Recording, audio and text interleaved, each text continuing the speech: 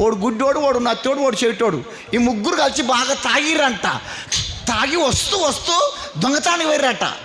ఏం దొంగతాడు అంటే చింతకాల దొంగతానికి పోయిర్రట. చెవిటోడేమో చెట్టు ఎక్కిండట, నత్తోడేమో కాపులుండట, గుడ్డోడేమో చెట్టు కింద ఉన్నట్ట. ఈ చెట్టు కింద ఉన్న నత్తోడు చెట్టు మీద చెట్టు అని చెప్తున్నట్ట, రే చింతకాయలు పచ్చి దెంపకరా, జర ఒట్టెట్టి దెంపరా. నత్తోడు కదా, రే అట్టెట్టి దెంపరా,